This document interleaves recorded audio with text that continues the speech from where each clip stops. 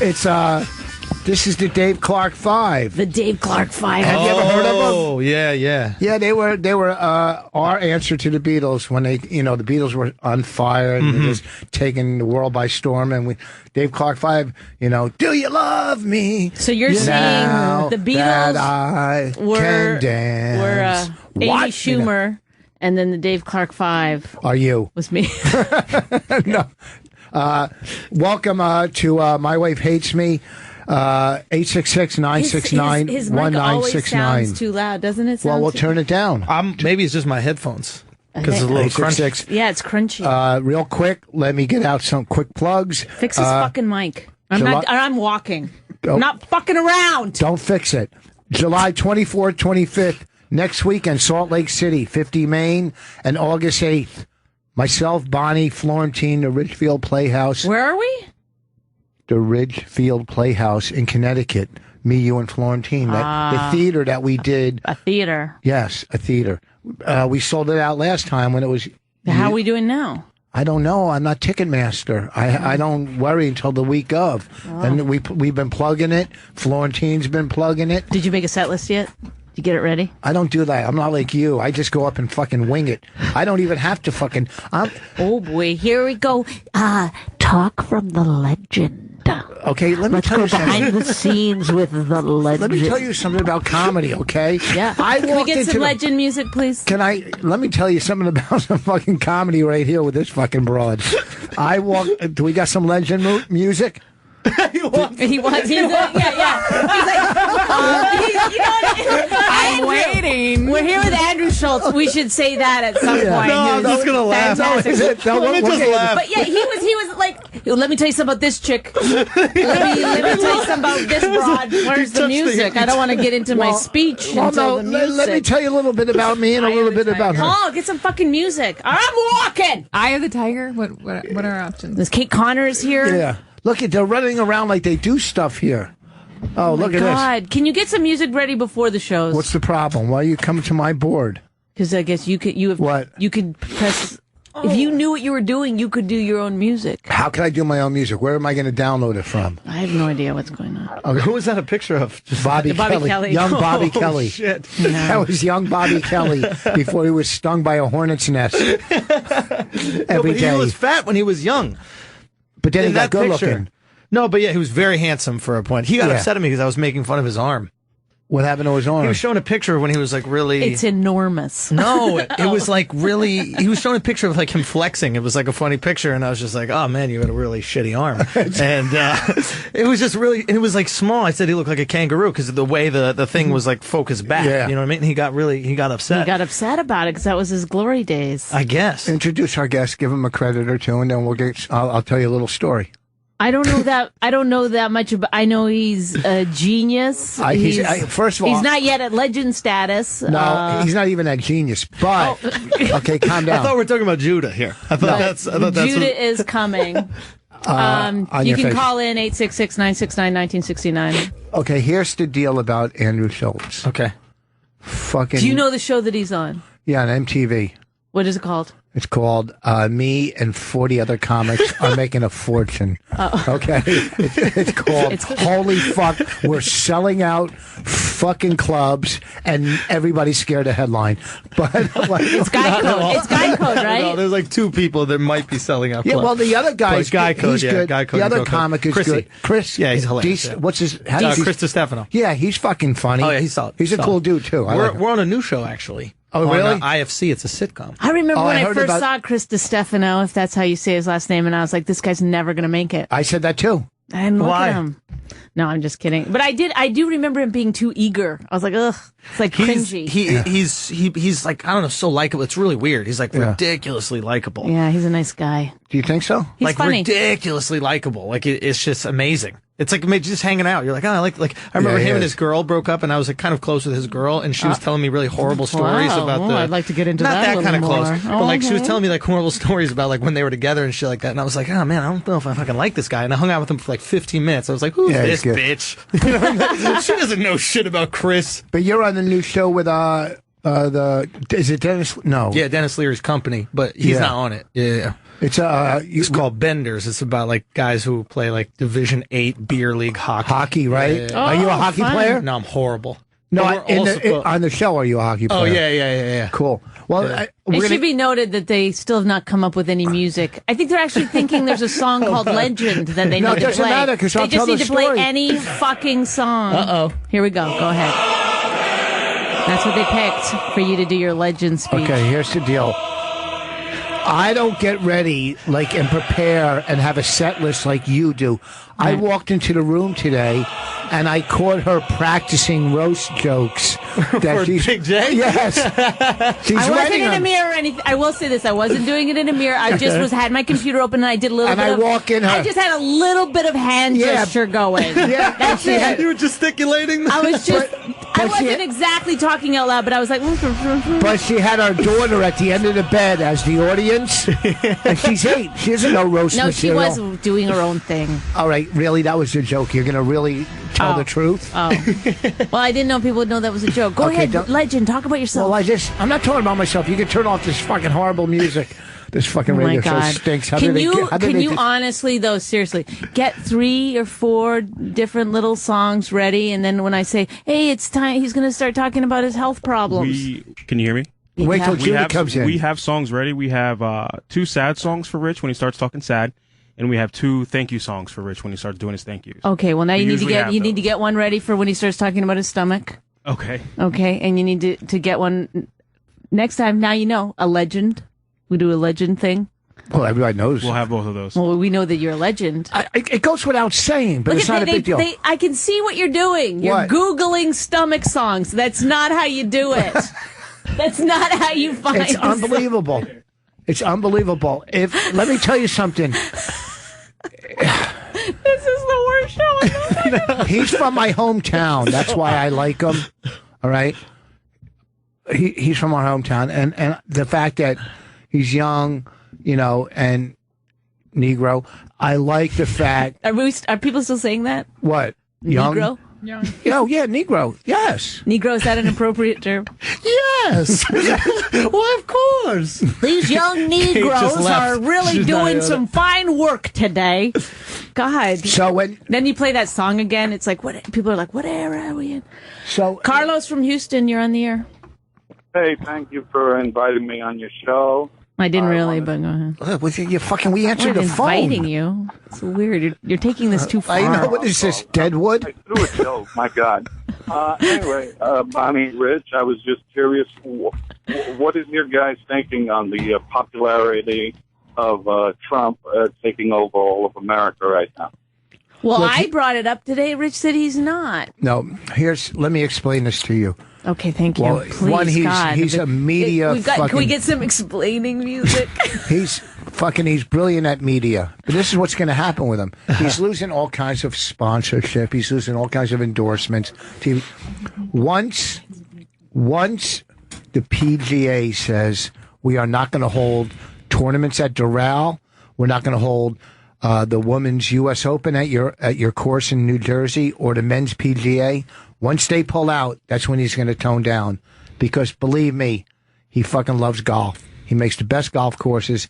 And once the PGA and the USGA start pulling out, that's when he's going to fucking turn. You'll see. You'll see. I'm just saying that. I'm just saying that. I hear you. Do you understand what but I'm... he was, can I just say, he was saying it with pterodactyl hands. No, I didn't do that. Yeah, you're a little bit. Carlos, That means yes, he's sir. lying. What do He you does do in pterodactyl Houston? hands. What am I, what? what do you do in Houston? What do I do in Houston? Because I'm a hypnotist. That's a common phrasing for what's your job. Oh, I'm a hypnotist. Oh my God. Are you really? Yeah, I hypnotize people like you. Say I went to a hypnotist because I just want to lose 8 pounds. Can they stop me from eating sweets? What they'll do is they'll I know. That's more offensive than Negro. I think that's way older. Sweets? He does this thing where he'll say like, Are they wrapped and twisted at the end? Carlos, 1 second. He goes to Raina. We're at the park. He goes, go down the sliding board. Sliding sliding board. Yes, a sliding board. Oh my God. Yeah, The sliding board. the sliding board. That yeah. needs like a Croatian accent attached to it. Nobody says that in American. Sliding board. Yeah, the slide. Come on, Petra. Petra, go down sliding board. So fun. Freedom. Freedom. What else would you fucking call it? Okay, it's not. It's a sliding board. Okay, that slide is the lazy way. He goes, no, it's not. It's a sliding board. And then he did a motion of the trajectory of the slide. And that we were going to go, the one that goes down. Oh, you're talking about the sliding board. Yeah, Yes. and Kotex. I call them Tampex. Tampax is still a little better than Kotex. But right? that's what are they called? Maxi pads. Who does a maxi pad? Kotex or maxi, maxi you get pads. maxi pads for your grandmother? What's tampons? But you sleep Sanitary in it, napkins. when you sleep in it, it's called a maxi pad. Yeah, she puts Who's sleeping in a Bonnie. Like when you put it in, so you don't Not a get sleeping panty bag. liner? Bonnie You're talking about toxic puts shock. or vaginosis. Yeah. You could get that. Oh my God. Hey Carlos, have you ever He done knows any more about this than we vaginosis? do, Johnny. Bonnie will put a cat down there to absorb. She flows. Is that how you No, it's because you're allergic to it. Keep you away for a week. There was no gesticulation with that roast right there. That was all off the cuff. Hey, Carlos, are you Did not Mexican? practice that. Carlos, are you Mexican? Question. Go ahead. Are you Mexican? No, I'm Puerto Rican. I grew up right there in the Lower East that's Side. a big when difference. When the Democrats destroyed it in the 70s, I got the hell out of there. But anyway, You're a Republican Puerto Rican, which you don't see too many. no, because I got out of there. When I got out of there, I was a liberal, staunch liberal, until I was about 24, 25 years old. And then it hit me. I was like, whoa, how come everybody out here in the country is living large? And all these minorities in the city are living so poor. And I put two and two together, and I said, I'm in the wrong party. And I jumped in the Republican Party. So when you say it hit you, it was a big rock that gave you brain. Yeah, That's Kate when Connor, you that's live not me. in the city, you see real well. You don't see people, We need Kate Connor music, I think. Clown music. I don't want people getting mixed up. My zippers. Go ahead, let him talk. Sorry. I wanted to Having a ask you good a question. time. Go ahead. What will happen is that it has to be determined what is the right weight for you, because your body, your subconscious mind say, nah, man, 8 pounds is too much. It could be 5 pounds that your body will say, I can deal with that, and I'll stay with that. Because if you go too far low on your weight, Rich, it can have adverse reactions to you. Okay, So- but as hypnosis, because a lot of people don't fall under hypnosis, at least at the comedy clubs in the front and second row. Everybody goes under hypnosis. But does it Everybody. always work? Like when I went and saw the Mad Russian up in Boston to quit smoking years ago, which was, I think, some type of hypnosis. I mean, if I was gonna go to a hypnotist, I would definitely go to someone called the Mad Comedy Russian. hypnosis. What's you're that? Going for with comedy hypnosis, you're going to hypnotize 20% of the audience. Yes. Well, the people that go on stage Wait. want to be hypnotized, so you got a better shot at it, don't you think? Right. Carlos? When people Thank come you. to see me, I can guarantee you they're going to be hypnotized because, number one, they want to be. And Self-selected. I'll talk them through the process. And some people take longer. Some people will be hypnotized in a split second. But what the comedy hypnotist does is he's looking for that 20% in the audience. That's all he's aiming at. And if he gets 7 to 10 people up there, Yeah. he's got a show. How about this? That's all. Can you be hypnotized? Like, say you want to last longer in bed. Like, say you don't want to come. Can you like hypnotize somebody to last longer in bed? I do that every time I go into bed. Yeah, you can do that. How do I get a hold of you? You're in Houston? Hey, you can go to any hypnotist, my man. I'm down really? here in Houston. Can he hypnotize himself? Is there some? You guys got a hypnotist that goes up there sometimes. What's his name? He's a comic hypnotist. No, but he can do it. He can do it. Any hypnotist can do it. If he's been in the business, I heard, for 25 years, he can do it. But he started off as a comic, And I'm not trashing, but he didn't make it as a comic. He goes, I'm going to be a hypnotist. So what did he read? A couple books on hypnosis? Maybe he was used to putting people to sleep. Yes. It's like, I have a natural ability for this. That wasn't me. That was Andrew. What he probably did. Carlos isn't listening to us at all. What did he do, Carlos? When you're doing comedy hypnosis, you're using, I forgot his name. Anyway, you're using one of the past stage hypnosis routines, okay? And it works. I mean, it works. This is the guy that trained dentists to put people in hypnosis. But when you want to do clinical, you have to do Eckerson, Milton Eckerson. That's the guy that's God, and everybody that's a true hypnotist studies him. And the reason is he tells you stories. You learn to tell people stories, and that puts them into hypnotic. Your voice trance. is putting me in a hypnotic trance right now. Exactly. If I start talking and using certain. You know why? Because you don't take a break. That's one thing I've noticed about you. You keep a pace. Yeah. You keep a pace. Okay, wait, hold on. Here's one question. I would like to ask one question. Okay, go ahead. You might. Does the self-hypnosis work if you have if you just read an induction or something? Yeah, self-hypnosis, you can do it. The way I do it is I write what I want to accomplish on a piece of paper. I look at it just before I put myself into the self-hypnosis, and then my subconscious mind will take over. However, if that's too difficult, because those are people that are visual, what you can do is you can record it. You can have a hypnotist record it on an audio for you, okay, and that'll work. Great, thank you for your call. Find out if if you go with touch. Oh, I was so close. I could have done it, and I didn't do it. Or visual. It's interesting. But everybody's hypnotized. Rich is warning hypnotized. like the truck drivers. Can you hypnotize Rich right now? No. Come on. Rich just took off his because he headphones. might not. I might not snap out of it. He might do something fucked up. That's not how it works. No. Yes. What do you mean? Actually, I'm superstitious like that too. Yeah. I'm not going to fuck around with Will it. you get hypnotized? Yeah, I don't know about that. I would I'm never not even have my palms read. Yeah, I can I'm with you on that. Let's watch the crosstalk. Let's watch the crosstalk. First of all, I'm the boss. This is not going to make good radio. He won't do an induction over the air. Oh, wait. Kate's telling us what's good and bad radio. Thank you, Kate, who's never had a Our radio show. second time in here. Look at me. I know everything. Okay? Fuck. Brother. This is bad radio. I'd gladly be hypnotized, but I don't think truck drivers want to hear that. No, they would, but they would get hypnotized themselves. Yes, it'd be bad. Number one. Wait, she's saying. Go ahead, what? It's also going to become a TV show. I guarantee it. Okay, great. Yeah, Thank you, yeah. Carlos. I'll talk to you later. Here's the other thing, too. I'm going to hang up on him. Is that cool? Yeah, go ahead. Okay, bye. Thank you, Bye, Carlos. Here's the thing. Truck drivers, Kate, we're on prime time. We're on drive time in L.A., okay?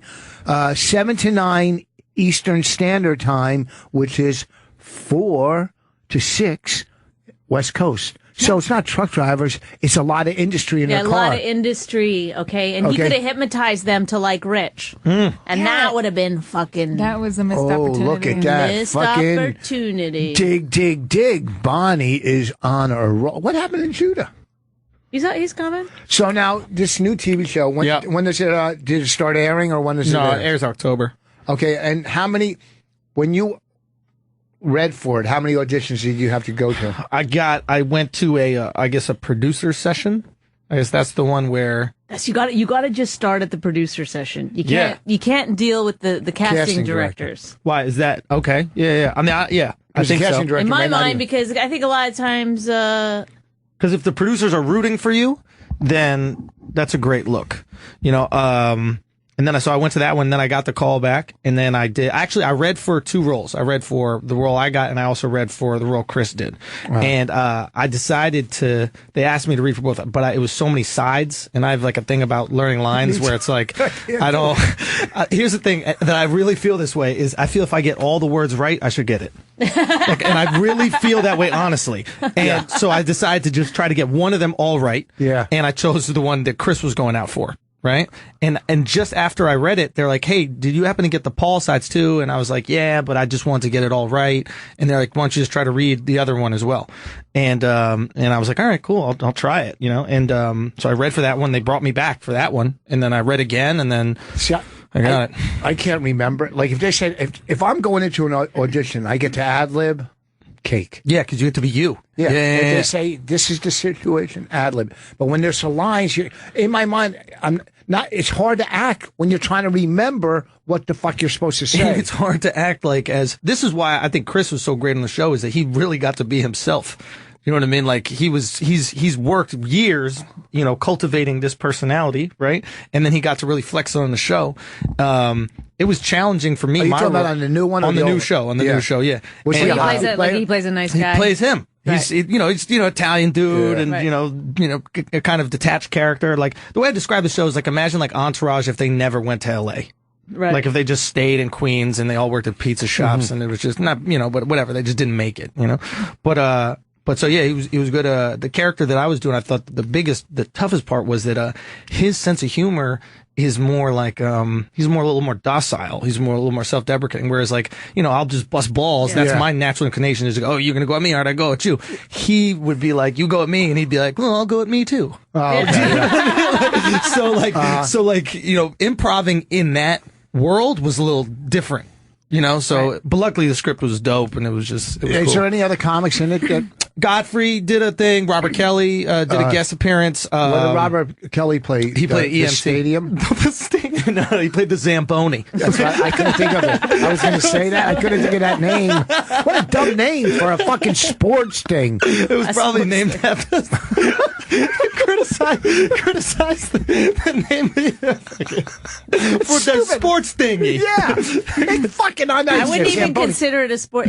I would consider it an ice thingy. It smooths out the ice, but who would call it that? You would think that's a food. The guy who invented it. Zamboni invented it. Oh, that's his name? Yeah. That's fucking narcissism. We learned this in second grade in Canada. Yes. So now Robert's a great actor. Oh, he's an actor, dude. Yeah, this guy is good, man. He's good. Robert's really good. Yeah, he's good. He's good at one thing. He is a good actor. No, he is. He's one of the night. You see on Facebook, his little kid broke his leg. No, I didn't see that. His little kid broke his leg. What happened? I don't know. It broke. So he's not that nice. I don't know what happened. Huh? So he's not that nice. Kate. What'd she say? She's basically implying that Bobby Kelly broke his son's leg. No, he was at Comic-Con when it happened. Oh. Him and his alibi. His other show. Bobby's on fire. So that's great. So Godfrey, and what did Godfrey? He played just a goalie from another team that kind of plays on our team a little bit. I love how they He's make horrible. him a goalie. That's Why? This has got to make it believable. Well, but then they put a mask on him, so you really don't know. Aw, look at him. Yeah, he broke his little leg. Look at how he's getting big. Aw. So it was cool, man. It was Cool. filming. How many? Did you already shoot? How many 8 episodes? episodes. Yeah, You we already filmed the shot whole them? season. Yeah. Oh, that's fucking It was a cool. very unique situation where they IFC bought the whole show without a pilot. So like they had written the whole show, and IFC picked up the whole show, and then we just got to film the whole show. That's like fucking Netflix. Yeah, or like Netflix does that shit too. Yeah. Why are you laughing? Because I was the one who explained that to you. Yeah, but I know what people expect. To know something in life. I do the exact same thing as him. Is the second somebody tells me something, I knew it forever. Yeah. So I don't care if you were told to me. It's like He'll sometimes retell to me how things you life say, works yes. when I've explained it to him. No, Because you but read let all me those tell you, magazines. But Everybody tells you something. You don't learn it, but you read it. Someone told you in a book. You listen to the news. You go on the internet. Everybody tell you. That's how you get your information. Okay. Well, sometimes they'll get your information by what they call reading between the lines. Yeah, making your own opinion. You don't always have to just. You guys need video. Just to see Rich's face. Well, Rich has no response. It's the first time that's ever happened. No.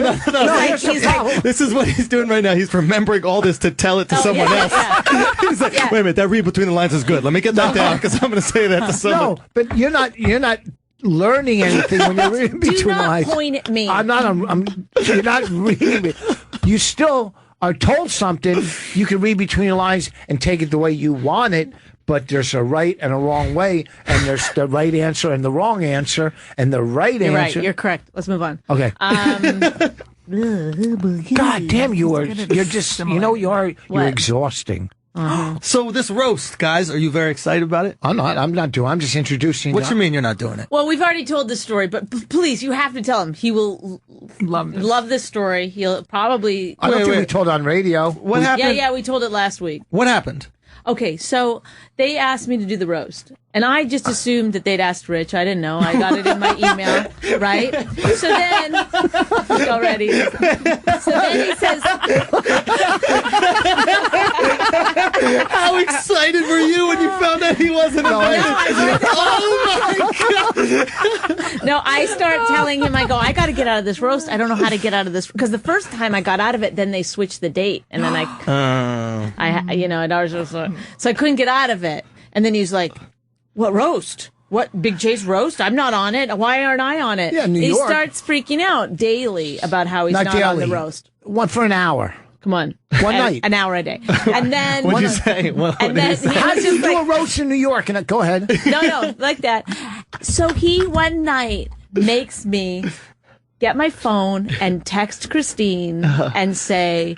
What he tells me word for word what to say. Okay, Christine, how could you do a Big J roast without Rich? He's the best roaster in the city. Something along those lines, right? I've been doing a million. And then he goes, read it back. That's how. Okay, so I'm like, it's slightly embarrassing, but click send. Yeah. Right? She writes back. Oh, I'm sorry. I should have. We're still trying to figure out the whole roast. We didn't know if he was available. It's one text coming in after another about she's upset. And then we're going to watch a show or something. He's like, why does she keep texting? Like now he's upset that she's bothering us. Okay. So I write back, well, no big deal, whatever. So then she emails Rich and says, we want you on the roast. Can you come on the roast? He writes her back, no, I don't want to do it. He just wanted to know you could. He did not accept. Okay, so one night I don't want a pity invite. I wouldn't want that either. I respect that decision. Yeah. Okay, but listen, it gets better. So one night we're at dinner and I thought of a roast joke, so I go to write it on a napkin and I go, oh, this roast. I mean, it's like, it's so much work. He goes, I said no. I was like, did you really not? Like, have you forgotten that I was a part of that whole thing? I know exactly what went down. I know exactly. So then he did say no. You know what I mean? So then he emails her back and says, "You know what? I'll introduce." No, I saw her at the club. Well, you said I'll introduce the MC. I'll introduce him because people are they're gonna want to see Rich Vos. At a roast, I'm gonna be there. I might as well make some kind of appearance. You're not exhausting at all. You should get that legend music going again. Cue up the legend. John, you know what? If you think about it, wait, who's hosting it? Well, Luis Gomez. Luis is hosting it, not you. No, I'm just going to introduce Luis. You're going to bring Luis up. Okay. Yeah, I'll just do a minute or two. Kurt was, but now he has to go somewhere else. Yeah, he's not going to stay. God, everybody else thought of an excuse. Kurt's leaving. He's got a spot at Dangerfield. Yeah, what day is it? What $25 spot is Wednesday, more important? It's this Wednesday. There's no spot you have in the city that's worth missing your friend's roast. I think it's a radio show he's got to do or something. Oh. What kind of... I don't know. Look, I don't know. I get 800 emails about this fucking roast every day. But I don't know.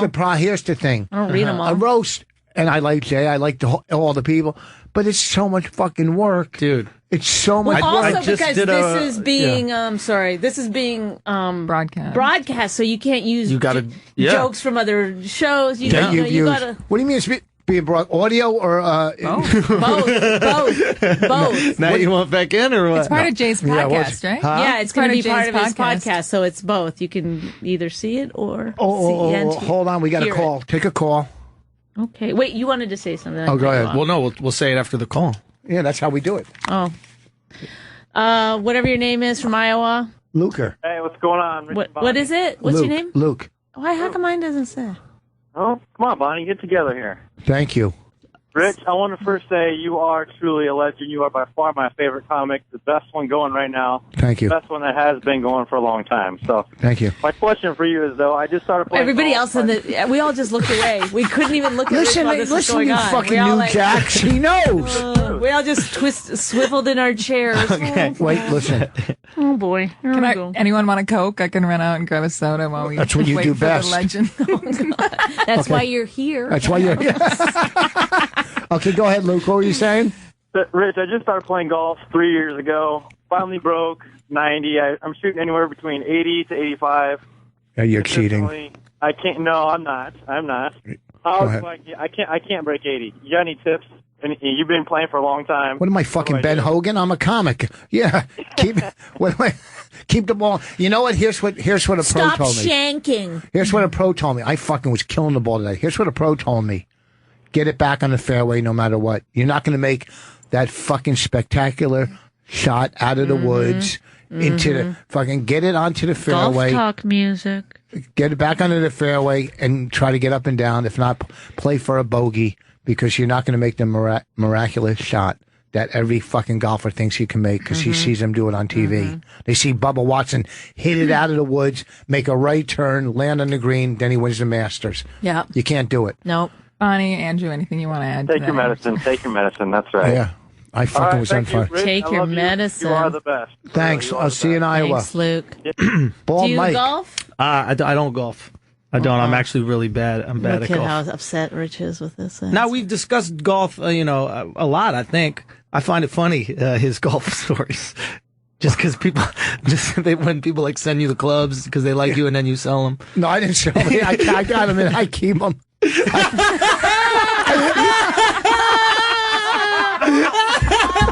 need video! You need video! No, I got, this dude just sent me an arm. Go to Bald Mike. Go to Bald Mike before that gets too awkward. Back to roast. I did a roast in Vegas. I roasted the Toronto Raptors basketball team. And Vegas? In Las Vegas, yeah, it was like their team dinner. It was like a private thing. But wait, was it just you coming out? Just me, yeah. And it was just the team and the staff. So there was no like audience. It's just like I'm making fun of all friends. You know what I mean? Like that they know each other. And it got, there's moments where it was uncomfortable, and then there's moments where it was like fun and stuff like that. But the preparation, like you were saying, it's like, fuck, you got to do it. All right, two things. It takes forever to do, and then it takes forever to write, and then two, there's a real skill to selling like the roast style joke. Yeah. Like it's a lot different than stand up, I find. Talk to the legend. Yeah. Do you know what I'm saying? Yeah. Like of course. It's its own thing, the roast style joke. Whereas like a bit is maybe more conversational. You're telling a story. You got to be succinct on a roast joke. Like you really no got to fat hit whatsoever. the punchlines hard. Okay. Yeah. Have you ever seen? It's so brutal. I think it was the Emmett Smith roast. Oh God. Where Jamie Foxx was hosting and Doug Williams, his comic. Fox goes, this is your conscience. Yes. Oh God. It's so, because you can't get out of that. It took him 10 years to get a half hour on Comedy Central after that. He got fucked over it. He had a lot of heat too, Doug, at the time. He had a lot of heat. But why was he so mean to him? You got it. It's a roast. Yeah, but no, Jamie was fucked up in between. He didn't even give him a chance to get started. But you wouldn't destroy somebody if they were bombing on a fucking roast. Come on. And your mic is live? You're telling me your mic is live? I don't know. Bonnie's bombing. Maybe not Bonnie. I've seen it for 10 years. I'd probably be more likely happened. to trash somebody if they were bombing. I don't know if Rich would. No, because here's the thing. Jamie Foxx already had a big fucking career. Mm-hmm. And I don't know. Who's being roasted? Emmett Smith from the Cowboys. Oh. But I don't know. I mean, there was one way I thought how he could have got out of it. I forgot how it was. But Doug Williams could have got out of it. Like went and sat back down or went in the audience and agreed with Jamie. That's the thing. He got angry. Like the second you get angry, you lose. Yeah. Well, I've seen that happen on roasts before. One time, I think it was Aziz was on a roast and people were trashing him. And then he got up and he sort of tried to like rebut them. And it was like... Just get ripped. I don't know. Maybe people get really sensitive or something like that. Yeah, but just, you sit there, take Isn't the that punches. part of the agreement? Yes, I agreed and yeah. not. Listen, But I've been on roasts where we were on a roast one time where I think the other people on the roast didn't realize they thought it was a roast. fucking I think toast. they thought it was a toast. They thought he was getting a watch. Because I was roasting this girl and I turned. Oh shit! What's going on? Is there someone on the line? Yeah. Hang on. I don't know. How do I? Hang on. No, let's see what's going on with put it these. on hold? No. So It's just a crying child. That's our fan base. It's just children listening to seriously. This fucking fly-by-night radio station. What's going on? Can you? How do I put them on hold? This one, okay. So, thank you. They, oh, was it? Oh. So I was roasting this chick, and I turned, to like say like, oh, she's whatever, and her face was like. She was shocked. Horrified. Well, and then afterwards I go, hey, right? No hard feelings. She goes, I'm fine. And to this day, I can't talk to her. Like, it's just, there's a weird fucking DeRosa destroyed her worse. Yeah, but I didn't know he was going to do that. And, I just had do you think that, because it was funny, after when I was engaging with the players and stuff like that, there was like it was a very different dynamic, put it that way. Like, they were much more, like, kind of respectful and almost, Have you found that after you roast someone, really rip them? Like, it doesn't matter if they're that much more famous than you or that there's a way different... it's almost like an equul playing field now. Yes, well, because I did the Anthony Bourdain roast. Yeah. And now you guys are like buddies. Well, a little bit. She's fucking him. I saw you. She's fucking him. At least it's not Dane. Listen, we used to do the best at Boston Comedy Club. Yeah. We all, we roasted Patrice. Yeah. I hosted a lot of them, and Norton hosted my roast. These were the best roasts. Every comic was there at Boston Comedy Club. I mean, it was packed, and it was fucking brutal and funny. I mean, Ben Bailey. Ben Bailey roasting Patrice was hysterical. Did you see that? I got audio. There's like an audio clip that this kid Chris sent me. What happened? This fucking roast, these roasts, all of these roasts. I don't think I ever was at those. No, it was the hip comics, and the fucking place was packed. Hip is another old ass word. Hip sweets, and what was the other one? Slippery board. Sliding board. No, this is what he always says to me, though. He always goes, if I drinking something, or he was, I hipped you to that. Hipped you to that? Yeah. Don't overcompensate with the head nod. Yeah. Does he roll up his sleeves? I hipped you to that. Cigarette These roasts are pack so good. There was, I don't know who we were roasting, and Keith Robinson came in. Thought he could ad-lib his fucking... That's one thing you should never do. Do not ad-lib a roast. I did one for a couple minutes and got through it because they just said, you want to go up just real quick, and got out. But Keith came blazing through the door like with fucking guns, like it was a fucking, Tarantino movie. And it was fucking painful. And I'll tell you what else was painful. They showed, what's that comic's name? The fucking Asian guy that Vince Vaughn loves. Oh, yeah. He was in Community. He had his own show. Not Dr. Ken. Steve Burns. Steve Burns. Oh, yeah. They showed his audition tape for SNL that he made. It was the roast? Bobby, I think Bobby. God. Did he know they were going to? No, he wasn't even there. It was so cool. He made it like at home or something. That's horrible. It was so fucking funny and mean. And he wasn't there? Yeah, I don't think he was there. No. Why did they do that? Because it was funny. Oh, that's great. So that's what they do at roast now. They play YouTube videos. They're just so fucking brutal. Wait, what was he doing? Was he doing it's fucking horrible. Can I don't ask know. a question about roasts as someone who's never done one? I guess you're going to. Oh, yeah. You can say no. No, you've stopped the conversation. Okay. Go ahead, Kate. You did a roast of a basketball team in Vegas. And, I mean, the roast you're talking about, they're hilarious because everyone knows each other. You have this deep history. But you're doing a roast of people you've never met. Yeah. Well, but they see what he's doing. They're like private parties, basically, where they're telling him to come in and just make fun of everything. Yeah, but what kind of notes are they providing to you about well, these are all kind of public figures. You know what I mean? Yeah, but you don't know that much about them, right? But you can Google them. Like I got all my shit basically just from like Google, and I know basketball. But I'll tell you what works like insanely well. And as a comic, I just couldn't do it because it's so easy. But it's like when they tell you this guy like is all over Tinder. And you're just like, John's Tinder dates, and the fucking room explodes, and you say a joke that you really worked on. You're like, this is great, and it gets right.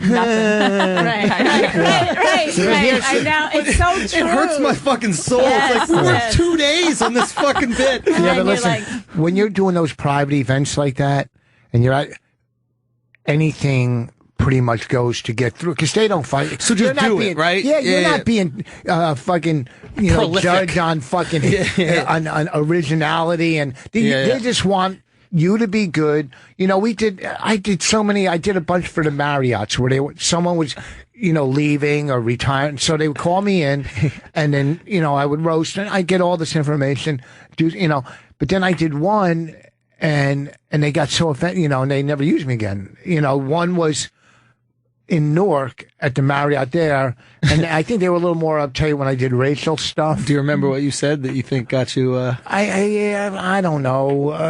No, it doesn't matter. Whatever it was bad.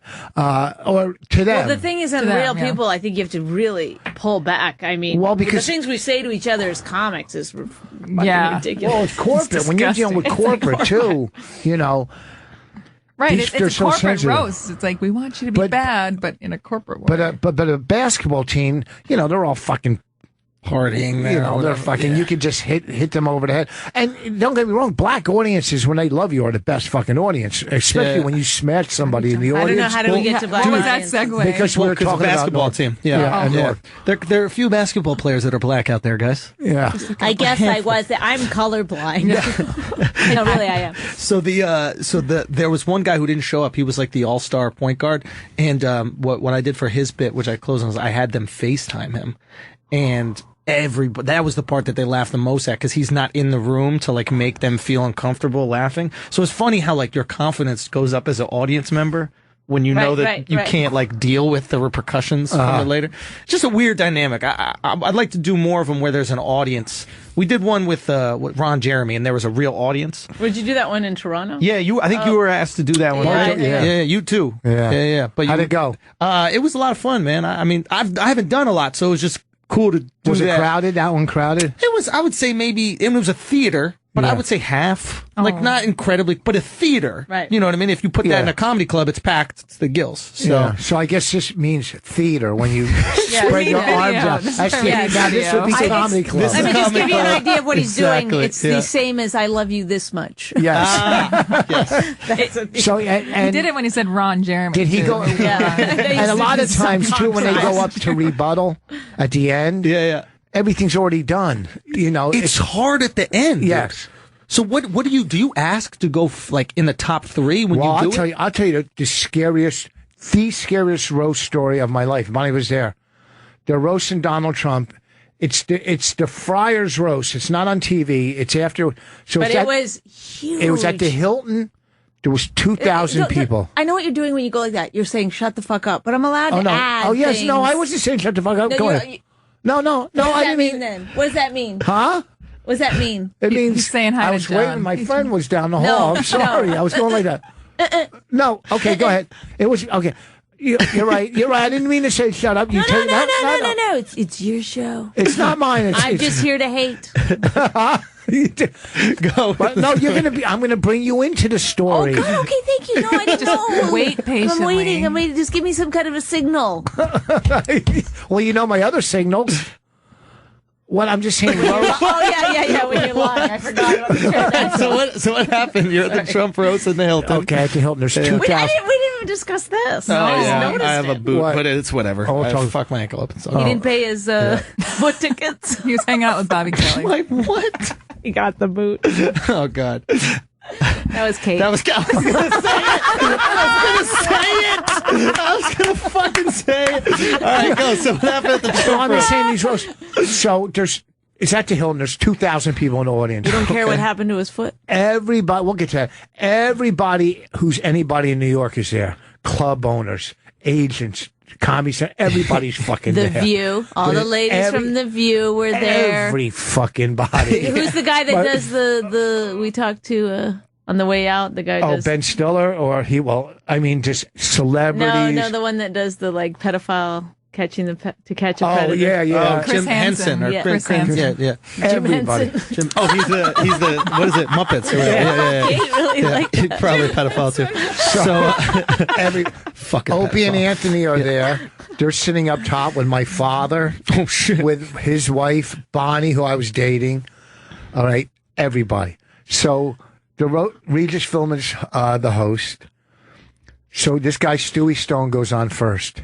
He was so funny. Kills like no one's ever killed in a roast. I'm telling you, he kept saying stuff like he'd do a really funny, well written joke, and then he'd go, "What do I care? You're never gonna fucking hire me." And then he'd slam someone else. He'd go, "I don't fucking care. You're never gonna hire me." Destroys. Okay. Fucking Susie Essman goes up. Destroys. Fucking destroy. I'm having the biggest panic. I go, I'm going to end my career in front of all of New York right now. I'm way up, but I'm going to end my career. He keeps leaving to go have cigarettes. I'm going backstage. I kept going backstage to have a fucking cigarette, right? I was like, he told me that he was thinking like I should just leave, and I was sitting out there thinking he should just leave. I'm telling you, it would have been less damaging. Oh no! I almost got snuck out the back door. Where the fuck is Ross? Because I was thinking the same thing. I was like, oh, he can't. There's no way he can follow this. There's no way. Crazy. I'm telling you, they fucking destroy. I'm going, oh my God. And the audience going nuts. And then Belzer went on.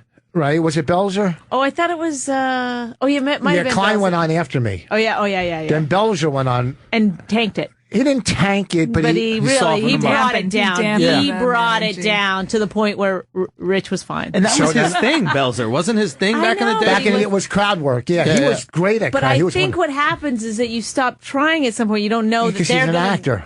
Those guys had way more to prove. The ones that went on before them. Yeah. But they killed whoever went on after him anyhow. Susie probably got a lot. They both probably had people write for him. Like she had Amorose wrote for.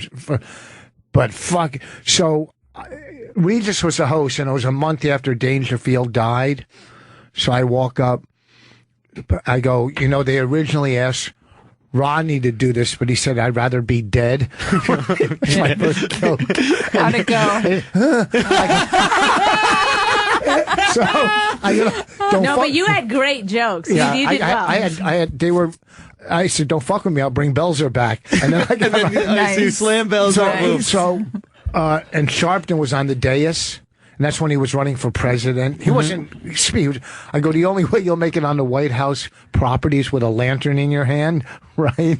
I called him a lawn jockey, and he was fucking furious. I didn't follow that. Wait a minute, I missed it too. A lawn. This was back when this was a few years ago when we were still doing raal humor and laughing. No, I didn't know what. No, I didn't get the lawn jockey. I didn't follow. And cut the lawn while they held it. No. A lawn jockey is a statue. I said the only way to make it on the White House property. You know those Travelocity gnomes?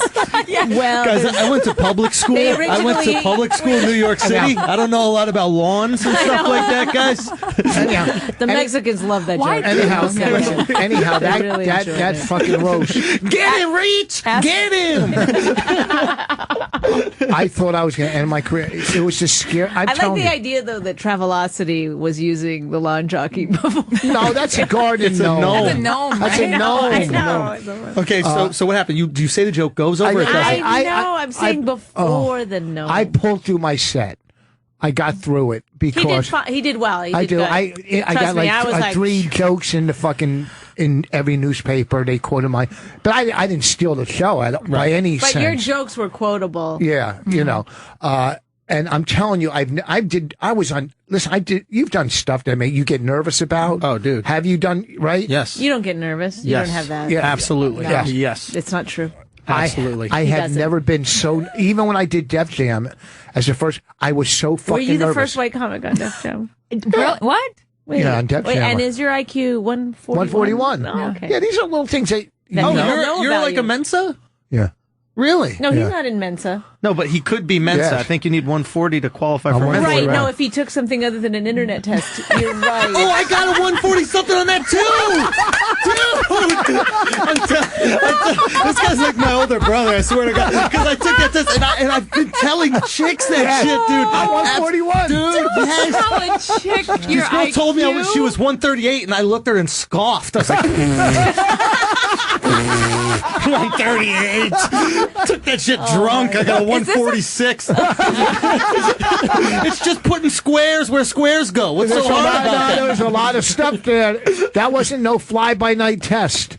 That was a real one of the test. questions on OkCupid? Why is this a date conversation? That's what you should just put a screenshot of your IQ of that 146 right there. 141. I had a pencil and paper. I'm figuring shit out. You were doing long division. Yes, you can't just do that in your head. You got to figure it out. I think the point is all the questions could be done in your head, right? That's the... No, you're allowed to work them out. You're allowed to work him out. Like Googling him and Wikipedia. Google.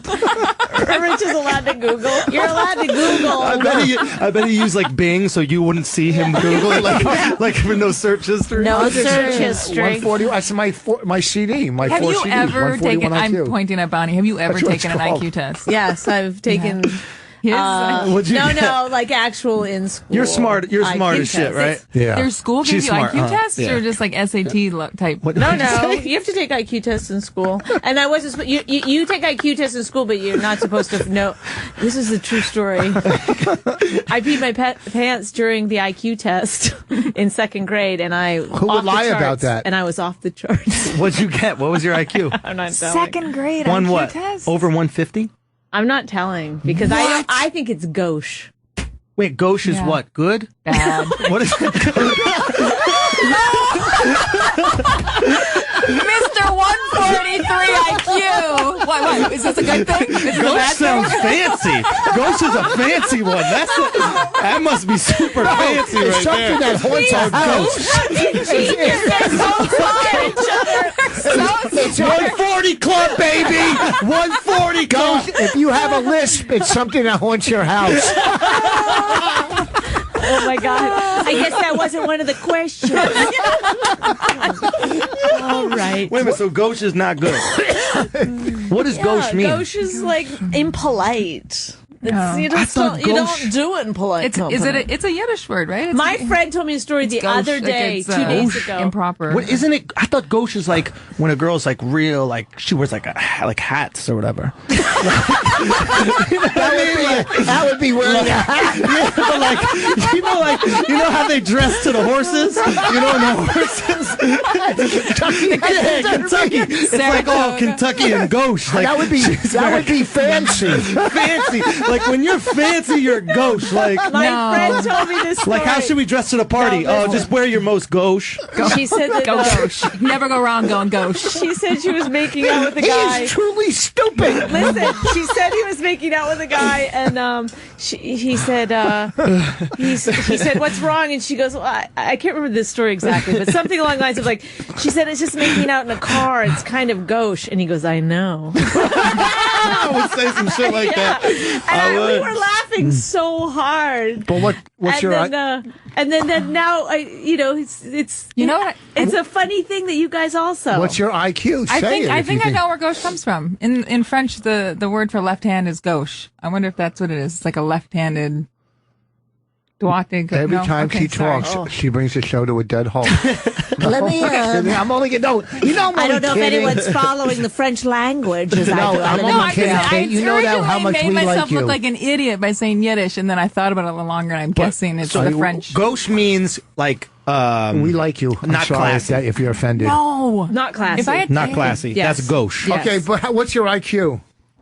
198. No, it's not. I'm not gonna look. Shut the fuck. I knew you guys wouldn't believe me. That's why I didn't want to say No, it isn't. That's even Einstein, isn't that? Yeah. Yeah, it doesn't matter. Einstein. It doesn't matter what your IQ is. It's how you use it. Your IQ and is what? I clearly don't use it. What's your IQ? I didn't want to say it because I knew you guys wouldn't believe me. Are you Mensa eligible like us? I'm in Mensa. I actually am a Mensa member. Card carrying. Wait, you're really in it or no? I'm really in Mensa. I've been. The government has contacted me several times. Bonnie's not having your period. Mensa's. You're such a liar because you're fucking Canadian. So how would you work for the FBI? We. Translating cross-border shit. cooperation. Translating? Yes. They speak our language. Yes. Wait, all the way in Canada? No, well, not Montreal. They speak French. No, I'm just fucking with you guys. I know that. Gauche could be from Montreal, probably. There are gauche people out there. That's what you was trying to fucking just say a minute ago. There's gauche people everywhere. Gauche means left hand. Left. Yeah, but you're saying the word comes from... So you know what? Do you understand? Left-handed or evil. Yeah, you know that, right? They don't get that. I'm just fucking with them right now. All right, we're Those Mensa guys, they'll just get you every time. Yeah. 150. Bonnie, I'm going to write a number on a piece of paper and I'm going to slide it. I will say this, it's higher than both of yours. What? All right, we're going to take a short break. Give us a call back at 866-969-1969. Anything you want to plug? Any upcoming dates? Yeah, I'll be in Tacoma, Washington this weekend, Thursday through Saturday at the Tacoma Comedy Club, and then I'll be in Salt Lake City Sunday for one night at Wise Guys. What night? Sunday. This Sunday? What, are you going to be there? What next weekend? I'm at the other club. What's the? Oh, there's two. I'm at not Wise Guys. 50 Main. I'm July 24th and 25th at 50 Main in Salt Lake City. 50 Main, and then August 8th, Ridgefield Playhouse. Me, Bonnie, and Florentine. Got him. August 8th. So you got one more time. Where are you at? Oh, Tacoma this Thursday through Saturday, and then Utah in Salt Lake, or like near Salt Lake City, a place called Wise Guys Comedy Club. Yeah, it's a good club. Good club. Yeah. All right, we'll be right back. 1969. We haven't taken a lot of calls tonight, but the guest is so much fun. Yeah. It's so much fun with all these people here with Kate and Andrew and the ghost of Judah. This is fucking... Judah's on his way. He texted me. He did? He'll be here He's on any his way? minute. Okay, all of a sudden... Andrew Schultz is here from MTV's Guy Code and also the new show on IFC. Benders. Yeah. Benders. And he'll be performing... Why? Okay, where you at? In Tacoma, Washington, this Thursday through Saturday, and then Salt Lake City, one show on Sunday. At Wise Guys. And July 24th and 25th, next weekend, I'll be at 50 Main, Salt Lake City, okay? And August 8th. Start buying your tickets for me, Bonnie, and Florentine at the Ridgefield Playhouse. Right. We're going to have a host, and then us three. Great theater. And I got Governors in August, too. Governors in Long Island. Am I going on first? No. Florentine. It's going to be the host, Florentine, you, and then, of course. All right. Nobody can follow the legend. The legend. Well, it's funny last week. Oh, whatever. What? Nothing. What? We can't talk about it? Yeah. Just cellar talk that nobody cares about. What? But we were talking about auditions. Oh, yeah. We're talking about auditions. And you see, a movie set is different. I've worked on movies. And have you? Yeah, I've Thanks for sharing that. And okay, so they don't have to do unless there's no cuts, unless they have, no jump cuts or anything. Yeah. And you could see, but I mean, they could do 2-3 lines for an hour. Yeah. So with the show that we did for IFC, do the shot. Memorize the new 3. So with the show for IFC, it's a smaller budget show. So we basically filmed at twice the speed of a regular sitcom.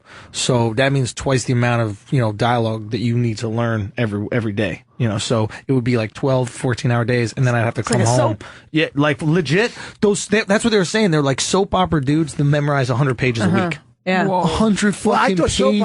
Well, they sometimes change the story even because I was close to a fella who was on a soap once. How that was Kate. I know. Such an idiot. He said, sometimes like they just get you forget your line, so you just make it up.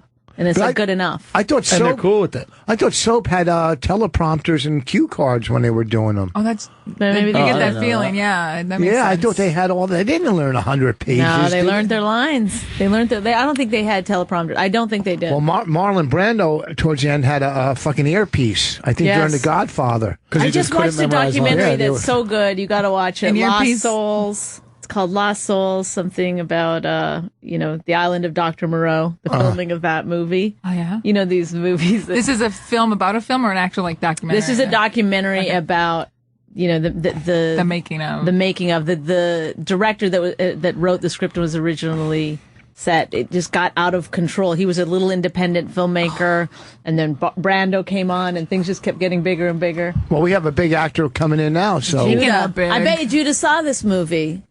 Judah, did you see Lost Souls? Something Island of Dr. Moreau? Which Dr. Moreau is this one? It's the making of the movie, The Island of Dr. Moreau. I actually directed that movie, so I refuse to see that documentary. You were the first director that they kicked off, right?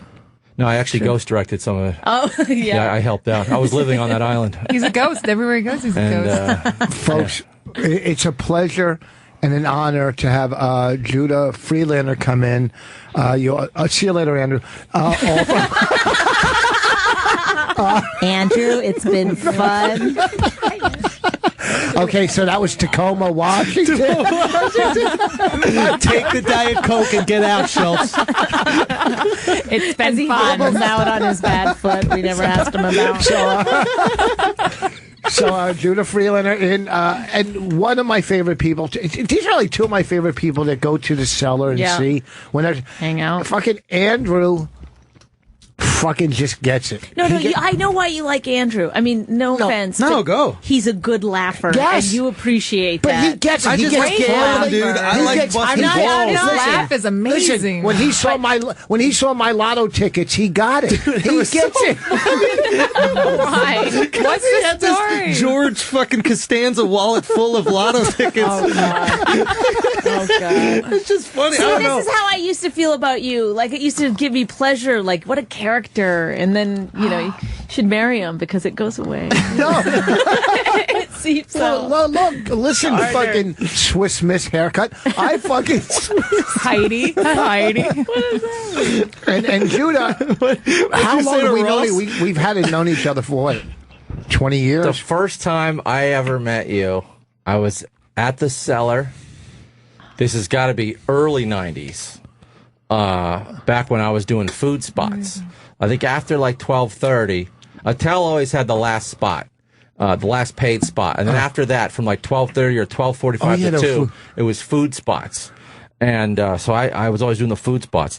And I think I was sitting at a table with Brett Butler.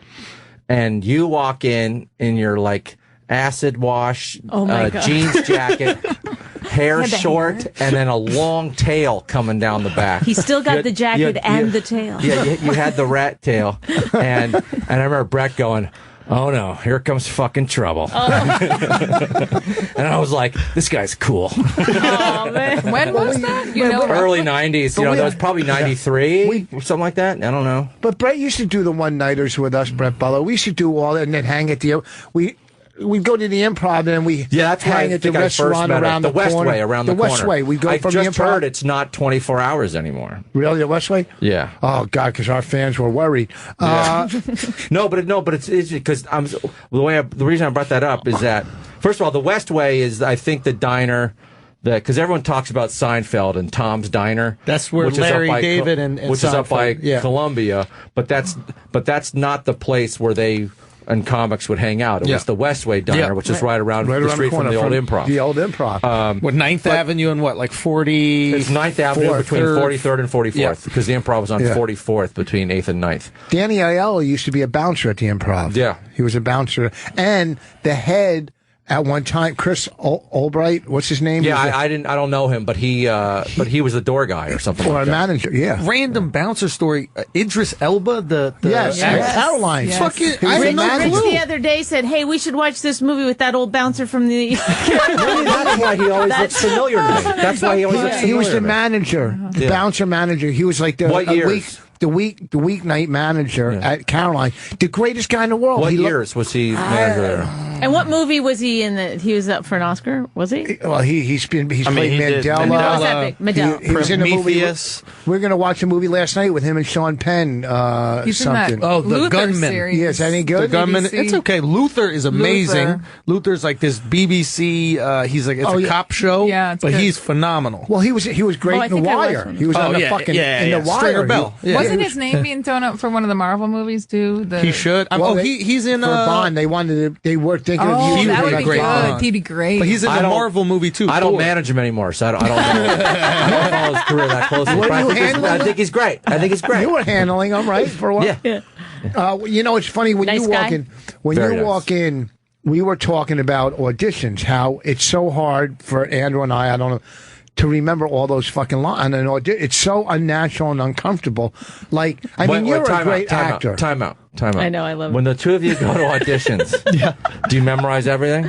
Oh, I thought you Well, that's what we were saying is like if we Just answer the question. Just answer the question. When you go to auditions, do you answer? Do you have the script in your hand, or do you have it not in your hand? Do you have it all memorized? On paper, I off have it paper. memorized. But if it's a taped audition, then they're not there. If I just do it at my agency, I usually don't What's have an it agency? memorized. Gersh.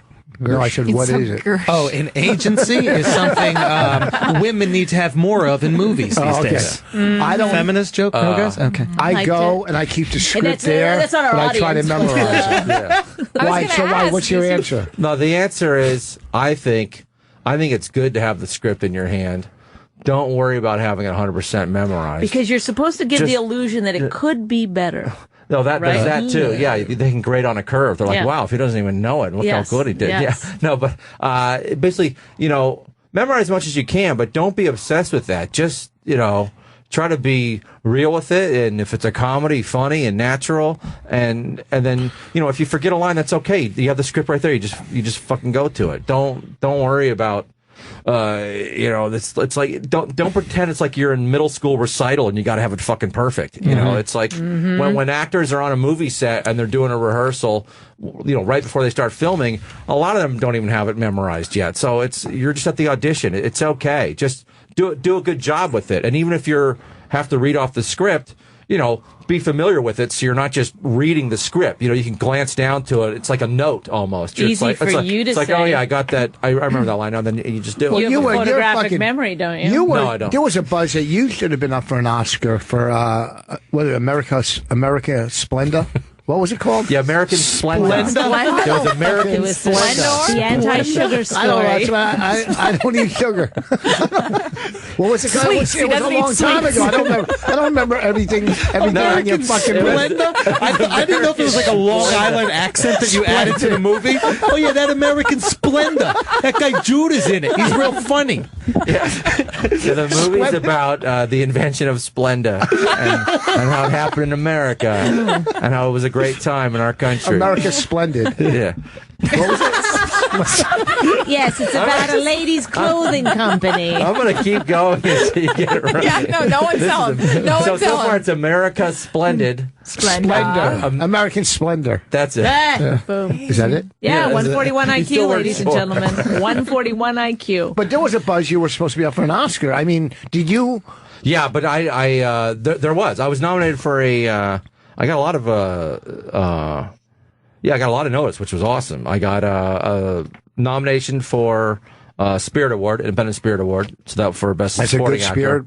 Yeah, that's like the Oscars for the independent movies. Okay, so that was really cool. And then New York Times magazine had me like a. They picked their best actors of the year, and each had like a full-page photo. So I was like one of them. And USA Today, I think, named me like best supporting actor of the year. And then so it was pretty cool.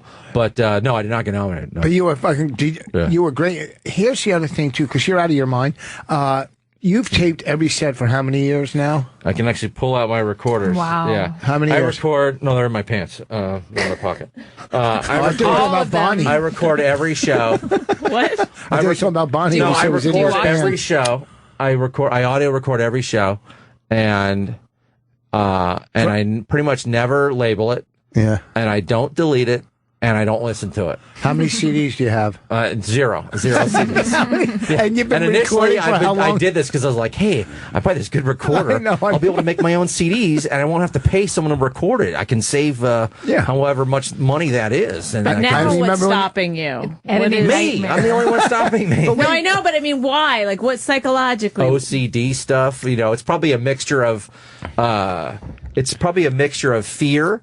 Of it's not going to come out as well as I like, and then there's the depressing part of having to listen to yourself. Yeah. Yes. I mean, listening to yourself alone, like if you're already depressed, and then you have to listen to yourself and then analyze it, like which is the best of them. It's like how am I going to pick which set is the better set? I couldn't. It's like never ending, so I don't even try. But I will put out an album this year. I've been saying that for the last 15 years, but I will put one out this year. Yeah. So. I'm the same way. I won't. I can't do it. I've never made an album. But nobody wants a 20-minute album. Well, you've done specials. I've done specials, but when they... I gotta laugh at that one. That was hilarious. That's fine. That's fine. I can That take was it. hilarious. You can handle it. I do 15 minutes twice. How come you? I have all the equipment. I know, but I just keep thinking, this is my thing, is I just keep thinking, oh, it's going to be a little bit better. Right. It's the perfectionism. Yeah, right around the where it's corner is going to be the killer set. It's like, the next set will be better. I can tweak this one bit. But the thing, what you have to do is not be a perfectionist and just be like every year, just put something out, whether it's an album or a special or whatever. But just get it out there. It takes me 2 years. And then there's the fear of, maybe the material will get too saturated, and then you can't do that material anymore. And then if you do it again, you're going to have snotty people online going, "Oh, fuck, I heard that joke once 5 years ago. What the fuck are you doing?" Those people are ghosts. Here's the problem. But you can't give into that kind of shit. Do you know what gauche means by definition? No, I just thought Vos mispronounced something. So I just completely ignored it. Completely just rolled with it.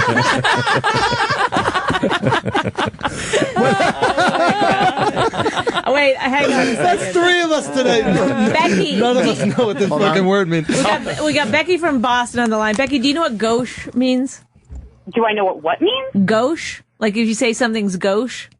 No, I don't think I've heard that expression. That is crazy. Are we making this up, Bonnie? Maybe we're the crazy ones. People know what gauche means. No, I don't think they gauche. It's so don't do that. I get it. It's so gauche. It's kind of an old-fashioned word, but people do. Yeah. Okay, so Becky, what are we they calling didn't know it, so Becky, they if you get call this us answer on. right, you can win one free ticket to my show at Laugh Boston, July 30th to August 1st. You got to go see him, He's and it's good a great at plugging club. because he made it into a contest. That's great. And I'm giving away one ticket. And then guess what? Rich, are you taking generous. notes? You should be taking notes. Hold on. And listen, you got to. It's a great club, and I'll tell you how I know it because I'm there the first week of September. So, but have you worked this club before? No, I haven't. It's great. Not only is it a great club, the hotel is right in the same building. It's a beautiful hotel, and you can just walk right inside downstairs. the comedy You club? can just walk downstairs. Yeah, Have you done it, performing in a Left? hotel. No, but they do that in where is it? Minnesota. It's like in the mall. Oh yeah, that one. Is there a hotel connected to the Mall of America? Yeah, it's like a hotel, but it's just like in the winter, you don't want to walk around Minnesota in the suburbs. So it's just like everything is just right there. Yeah. It's just easy. There's a train now that connects and brings you downtown. Okay, thanks. Judah appreciates Let's ask Becky if she knows what gauche means and she can win Okay. this ticket. Go ahead, Becky. Just take a guess at it. Ghost means you're trying to say something, but you can't really say it, so you're hiding behind something. Rich would know what that word was. I mean, that's his, Do we? Gauche? Yeah, No, no. just give her the fucking ticket. Sure. Okay, so you're calling. You're single, and you want to know how It to. means unclassy. You want to know how to find a funny guy. I want to know how I can find a guy like you, Rich. Oh shit! How about just take Rich? How, Rich is alleviate the some reason of available. the No, that's a good question. Are there any comics like Rich? let's be truthful. I don't think there are. Are you hot? Like, who do you look like? What's celebrity? What celebrity do I look like? Yeah. That's a great question. I don't know. I look like myself. Oh, That's helping. I'm a celebrity in myself. She's a very good Can voice. we get your height-weight ratio, please? Can I not say that on the air? Is that okay? You can say whatever you Okay. want. Anything. You could lie. Becky, That's allowed. Becky. You could lie. Becky. Yeah, it's radio. You're an American. You can say whatever you want. Okay. Oh, okay. I'm 5'2", great rack, nice ass, and I'm maybe like 140. All right, there we go. That's awesome. perfect. 5'2"? 5'2" is an excellent height. Yeah, it's a great height. I'm serious. Bonnie just got so comfortable. No, She just relaxed I back just in the stopped chair. holding in my curls gut. her legs. no, because I think 5'2" is a great height. Just exhaled. What about the age? How old are we talking? Have fun in Boston, Rich. Go ahead. Hey, listen, I guarantee she's hot. Nice rack, nice ass. You know what I'm saying? Yep, I try. I'm known for my tits. What can I say? You You're know known for your tits? for your tits. Are you on Twitter? Clearly, it's not for vocabulary. It's gauche, Becky, to say that. Send a Snapchat of your tits to me right now. Or tweet it. What's a My Snapchat? phone's charging, actually. I'm sorry, I can't do that right now. What did he say? Send a what? A Snapchat. It's like this new thing It's that the a kids sliding use. Thing board. that's been out for 2 years, Pictures. boss. Yeah, well, I'm doing. Yeah, do you know what Periscope is? I do. I do know. Do you know what Periscope Yes, is? yes, I do. Fucking cool. He's so happy with himself right now. Becky. I know Periscope. I want to know what Becky does for a living. Becky. Judah's still interested. You got Judah's attention, Becky. What does Becky do for a living? I am a student. How old are you? I am 29. What school do you go she's to? Pretty stupid, this one. She's very smart. It goes either way. Broadcasting. I will be going into broadcasting. That's like news. Yep. Or maybe radio one day, hopefully. I don't know. Okay, oh my God. Where am I? What happened? Wait, hold on. So, what? You know what? I'm married, but Judah's coming to Boston, single. Are you single? Good looking, funny. Really? Fucking I love funny and I love Boston, so I mean the two of them go together, so I'm down.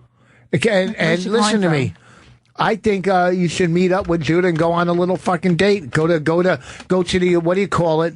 The oldest bar in the country, the Oyster House. Maybe have some lobster rolls or some oysters or suck his dick. I don't know, whatever you want to do. But go to a show because she's funny, and then maybe something can happen. Becky, I'll get you 2 tickets to the show if you want to go to the show. That would be great. Can I get backstage, please, so I can meet you and we can talk and maybe I'll buy you a drink?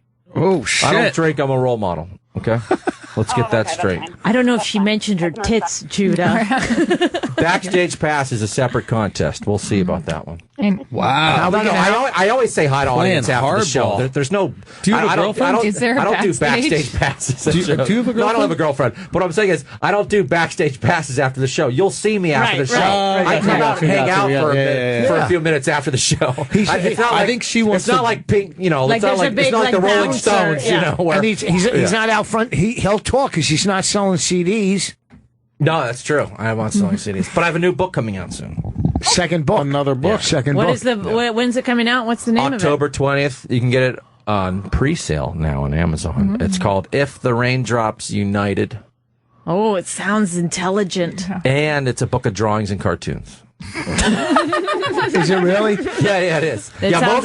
Most are just funny. You do illustrations? Yeah. It's just like, you know, it'd be like one drawing on a page and then a caption at the bottom. But then some are like a mini comic book. And I'd say like 70%. Some are panel. 70%, yeah. 70% is just comedy. I'd say 30% is a mix of comedy and serious, and then like maybe 5% just serious, like a political cartoon, like a social commentary. Yeah, right. deep shit. How can we see what you look like right now? How can she send us to something on Twitter? She's bullshitting about this. She already sent me 3 naked pictures. Too. I'm on everything. I'm on Facebook. I'm on Snapchat. Go Snapchat. Tweet a photo. Snapchat a picture of you. Becky, send me a Twitter or Instagram so then I can, with your full name, and that way I'll get you on the list for one of the shows. Okay, awesome. Thank you very much. Has she ever dated a comedian? I'm sorry? Have you ever dated That's a comic? Good question. Have I ever dated a comic? I mean, aren't they all comics? I mean, like all guys? No, absolutely actually not. No, some do it. Most are not, actually. Yeah. No, I've never dated a professional comic before, actually. So you've dated open micers? No. You said professional comic. I mean, that means there must be some amateur comics to her, out there. all men are comedians. She's saying, yeah. Well, listen, get a hold of Judah. He'll get you into the show. Then maybe something will happen for you. Thanks for calling, Becky. Really Thank you. Good luck in your search. Go to Chuck in Dallas. She's a nightmare. 52140. That's a bigums, isn't it? God. She's still listening. No, she's. This is that? pre-recorded. Oh, that's right. Yeah, Next week, she's going to be so mad. No, I hope. When women are like, my boobs or my calling card. I don't even care about boobs. I like them small. Firm. One time, he came up behind me and he grabbed my boobs like that when I was at the counter. And I go, don't, I'm fat. He goes, not right there.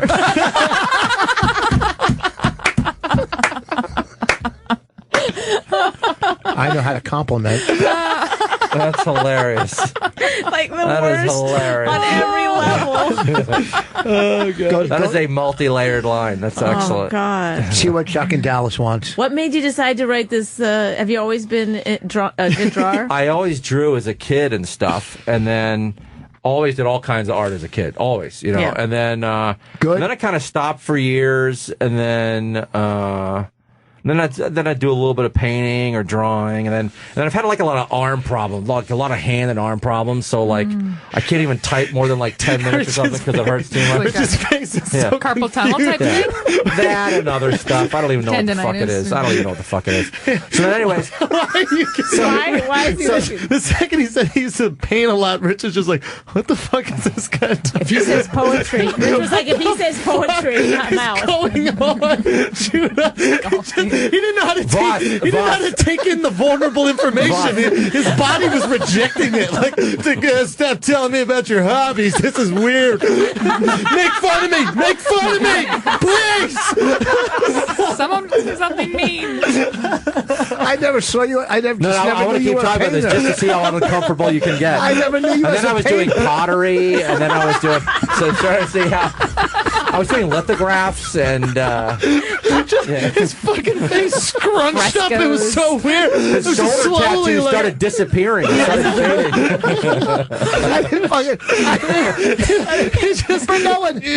Your voice is an octave higher now, boss. How uncomfortable did you just get? Well, then no one's ever said I was a painter, but I stopped because my hand cramped up. Okay. No, there's lots of reasons I stopped. I mean, you're doing comedy and stuff. But anyways, the past couple years, I've been on the road a lot. I was on the road a lot the past couple years, and shit can get boring and stuff. Yeah. And then, so you start drawing again. Yeah, to pass the time or for anxiety, or whatever. Just started drawing and shit. And then after I had about, I don't know, I probably must have had like 50 drawings or something. I just looked around. I'm like, oh shit, maybe I got a book brewing here, And then after I had about like 60 drawings or 70 drawings, I called up my book agent who I hadn't talked to in a long time, and then said, "Hey man, I think I got a book. Let's pitch it." And then we did, and we got a deal. So and then I started working. I thought I was gonna have like 6 months to finish the book, but I think they gave me like a 3-month deadline. And I was like, "Fuck!" Wow. Well, you already had 60 pictures. Yeah, but I wound up, not including probably 30 or 40 of those, and doing a ton of new ones, and then also redoing some of those. Like, are you a real artist? Like, I mean, buy the book, find out. Yeah, very good. Very good. No, but I mean, like, what's her name at the cellar? Art is a subjective thing. That's the word. But I mean, I'm saying like comedy. Sometimes you see the emotion in it. That's all you need. You can draw. Yeah, I can draw. Okay, I mean, because Bonnie can draw. She's very great at crafts. Yeah, with the kids. With crafts. I was doing clay stuff doing a with your macrame kids on New Year's Eve. New Year's Eve, we were all you at should Stand see Up her New York, macaroni paintings. and I was doing making clay figures with your kids. Yes, I was going to mention that. With your kids. Yeah, we New had Year's fun on that. Eve. And we're making Play-Doh characters and stuff. Yeah, were you the fun. one that made the unicorn with the colored tail? Was that you? No, that wasn't me. All right. Well, that's fabulous. I didn't fucking know that. Yeah. That it's weird that I got really into it again, and then the past few months I had to turn down a lot of work to finish the book because I don't want to I want to put trying to make as good a book as I can. Of course, so. But this is what you love. But don't you have the same anxiety with the book that you would have? You know what? I don't actually. I have more anxiety putting out a special or a stand-up thing, or it's a special or an album, because that's my main thing. Right. Yeah, like, but that's more important to me. So if I make a book and it's not that great, it's not as high stakes. You're like, well, that's not my main fucking thing. You're not a writer. Yeah, but that's what I don't understand. You're not a painter. You fucking love comedy. We've talked about it many times, how much you love comedy. And with your archive, now I'm starting to squirm like you were squirming earlier. If one of you says you take baths, I'm saying with your archive, you could put out a bunch of CDs. Yeah, I mean, I should have had beginning. I should have had 5. At this point in my career, I probably should have had 3 to 5 specials or albums out. Yeah, I got 4 CDs. Yeah. How many do you have? I got 0. Yeah, that's all right. It's okay. I recorded a CD, but I go through the same thing. Did you do a special? The CD. No, I haven't done a special yet. Yeah. But I recorded a CD, and I wanted to put it out. And by the time I put it out, I wrote stuff that I thought was way better. Right, and I'm just right. Every time you're also busy doing a lot of stuff. Yeah, but I should. I want to. I don't know, man. I got to do the same thing. I'll give you a piece of advice. I'll give you a piece of advice. I think my stand-up career would be further ahead, and I'd be a bigger draw now if I already had a few specials or albums under my belt. I also turned down specials 3 times from Comedy Central. Yeah. I turned down a half hour a couple times. I turned down the hour thing a few years ago, and that's because I didn't like their deals. I thought their deals, I don't like how they edit. I didn't like how they would edit for not just for words but for content. They're definitely loosening up a lot now. But and then I didn't like their ownership deal. You know, they wanted to own not just that performance but all the material on it. Right. So I'm like, you can own the performance, but you should not be allowed to own the writing of it because I fucking wrote it. Here's the thing with CDs. But everybody says yes. So I always said no. I was like, no. Here's the thing with CDs. The last CD I did, which I love. One joke's not in there. One that I really wanted, but I wrote it after. And it's kind of fucking with my head that I don't have, but it's not going to make or break that CD. You're always going to come up with better stuff. Yeah. You're always going to look at Carlin, look at Pryor. Some of Pryor's albums were fucking, You're not always going to come up with better stuff. Well, you will grow from. No, who's that guy that was on that roast that went on after you? Would you say? Yeah, he's a genius in life. Who went on after me? Yeah. You cannot what is say his anything. name? Robert Klein. Yeah, Robert Klein stopped coming up with better stuff. I'm not saying he wasn't great at one point. I'm saying he stopped coming up with better stuff. He had 9 one-hour specials. Okay, 9. So some are going to be great, some are going to be good, and none of them are going to be completely horrific. Look at even Carlin towards the end fell down towards the end to where he was at his peak. You know what I mean? They all do, but I don't know. I think Carlin was still good towards the end. I didn't like the end as much as I didn't see everything that he did, but I thought he was one of the rare comics who, kept doing new material. I mean, so many comics once they get older, they kind of just. They just do the same old stuff. Well, so when they get older, a lot of comics, when they get famous or they have a lot of yes people around them, they're not as what? They're not as good but can I just tell you my theory? It's because everybody yeses them to death. Everybody yeses them to death, but it used to be that comedians would keep working and doing great stuff until they got famous. But now they have Twitter, so they have a lot of people telling them how great they are early on, and you can see that they're, it used to be insecure. You didn't know what was going on out there, and you just were like, I'm not good enough, so you just kept digging in deeper and deeper. And now comedians have all this confidence. They're like politicians. It's because it's almost like they already have the fame right in their phone, just telling them all the time. Also, a lot after they get famous, start getting writers and stuff, so they're not even doing their own stuff. Right. I'm not saying I'm famous or whatever, but I felt way more pressure when I know people know me from TV in the audience than when they don't. Like, I remember thinking it was going to be the opposite. I remember like, oh, yeah, once people know me, I'm just going to walk up there and just say whatever and it works. Now it's like, right, because you don't want to disappoint. Yeah, it's like I want to prove to them. It could be 2 people in the audience, but like for whatever reason, it usually is. TV worthy. Salt Lake City. I'll see you this Sunday. No, but it's a weird thing that would happen. Like you just want to like go, okay, no, I deserve to be on TV. I deserve to have these opportunities. But maybe that goes away. Here's the thing: when you're as famous, you don't really want it to go away. I think that's the point. If you're a comedian, that's the drive. Like everybody's always like, you gotta love yourself. You gotta love yourself. Well, that doesn't make a great comedian. It really doesn't. You gotta constantly be like, I'm not good enough, and that makes hate a great yourself comedian. too much, though. No, there's a tipping point. Like I think in comedy, you can be a certain amount crazy. Right. And if you start getting too much, like if you're at 75% crazy, you're really starting to tinker with bad shit. You know what I mean? Who are you talking about? No, I'm just saying in general. It's healthy insecurity, I call it. Like with athletes too. It's like as an athlete, you can't think that you're the best. Like you have to think you're the best, but play like you're not. Well, you have to simultaneously hold both things in your head at one time. I'm the greatest, I'm the worst. Listen, that's what comedians do. Fucking pontificators. You can, here's what I'm... We're all up Mensa. I think Maria Bamford is crazy, but I think she's one of the best comics in history. I think she's one of the best. Man, I think comics. She's fucking with us. I think she's normal. Crazy, yeah. I think she's normal and she plays the character. I think it's like an Andy Kaufman thing. You think offstage though too? I think offstage. I think she's committed to it. The Prestige. You ever see that movie, The Prestige? No, I haven't seen it. It's by the guy who did Batman and all the. What is his name? The director who did Batman. George Lucas. No. He did Star Wars. Who's I don't that guy? fucking know. Inception. He did Inception. Oh, that guy. Christopher Nolan. Yeah. Oh, yeah, that's right. Yeah. So, and it's about a magician. Christopher Nolan?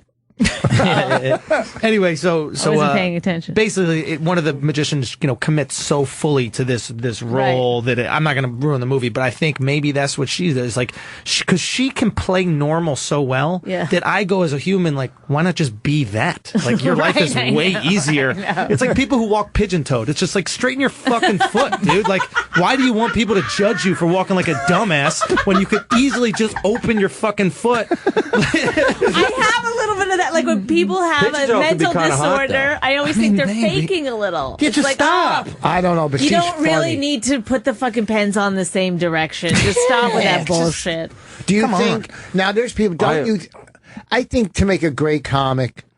Great, because you have good comics that are new and whatever. But great, I think it's just, and you don't have to have a tough childhood or a tough background, but just life experience. Life experience, you know what I mean? Like you Hold look on, at Rich. Let me write this down. I'm just saying, we get some music? We're giving our opinions. You think 75% crazy. You don't have to be crazy. I mean, was Andy Kaufman? Andy Kaufman that nuts? I'm just saying, if you start getting to a point where you're having too many mental problems, that's going to interfere with you.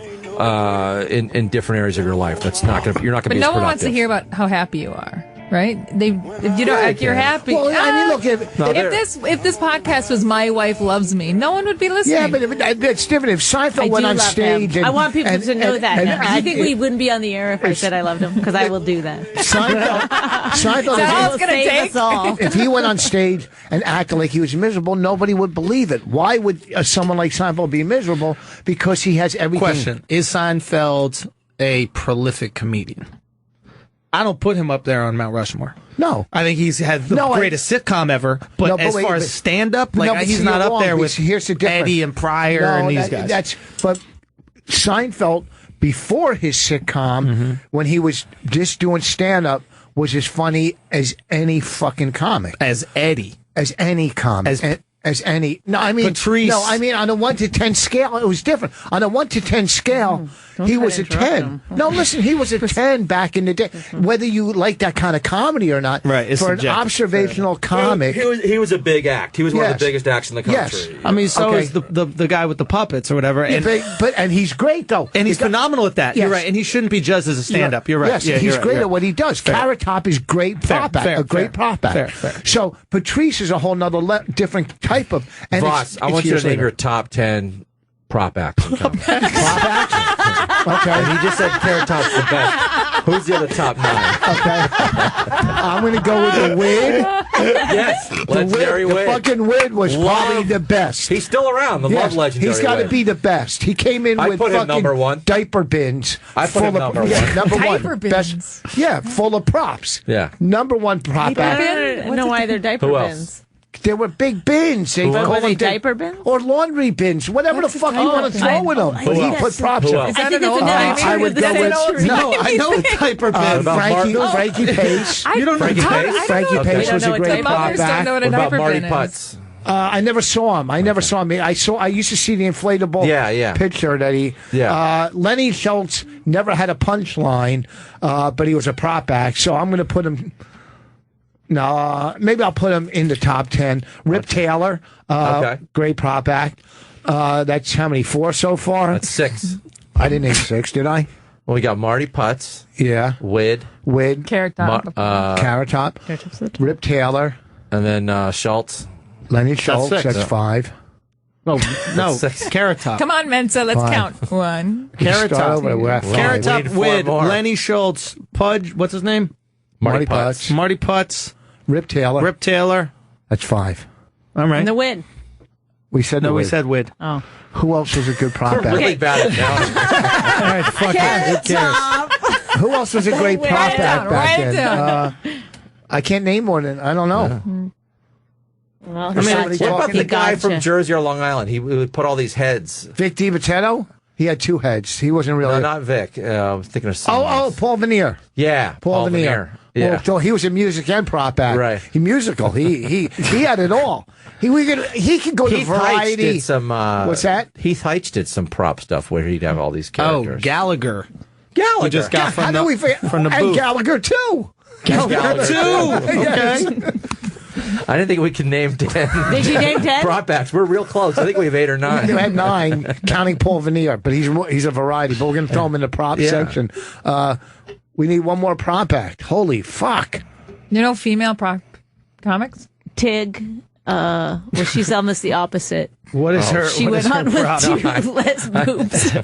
That's what I thought you were going after. That's what I thought you were doing. The anti-prop. She's so meta. She removes her props. Hattie Rossborough was a great prop act. She used to do props? Yes. I honestly would love to do props, but it's like so much work. But I think it's like I honestly love that. It's kind very of hard to be a comedy. prop act and sell merch. Because you gotta right. you gotta Too lug much. all your Yeah. props and all your merch. Might as well be a Steve band at that Friedlander. point. Did he do props? Well, he used to play the seat, the vinyl seat player. Do you remember him? I remember him. Friedland. I think it was just Friedland. Steve Friedland. Yeah. You're a Friedlander. Why don't you take this one call so we could not get in trouble for not taking calls? Okay. Are you fucking on Twitter? No. Did we ever get a picture? Are you of, looking at I'm telling people to Did call she send in. you anything? Oh. The big tits, nice ass. Chuck in Dallas. Chuck in Dallas. Hey guys, great show today. Thank you. Yes, hey boss, I was thinking. I mean, you Are you on a Where are seesaw? you? Where- What's going? Are you on a seesaw? Oh, I thought he's backing in. Yes. We're at the checkout counter. Truck, yes, I was in the truck and I'm in the truck and I just turned it on. So he truckers, I told you. Just a regular truck, a pickup truck. It's a completely different topic, but I was thinking the other day you were commenting in your podcast that you're the legend, and you are the legend, absolutely.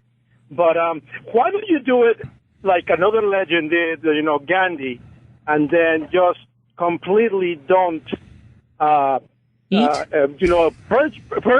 punish everybody else and don't perform. Like, do it for a month. It's like passive resistance. You just don't show up to anybody, don't do Go on anything. strike. And then they will, so everybody, we will all miss you and we'll all clamor for your return. No. Maybe we should do that. Out of sight, out of mind. Just like you. Bye-bye. You're just saying that because you don't want him home. Wow. You don't want him home for the Why month. did you just hang up on him? He's saying you should stop doing stand-up. For a You month. didn't get that? I did get that, but he was just He's for a basically, month. no, he's for a fucking month. with you. I know, but he was from like I don't a think he was third world fucking with you. country. I think he was serious. Sincere. I thought he was sincere. I'm sorry I was being mean to a foreigner.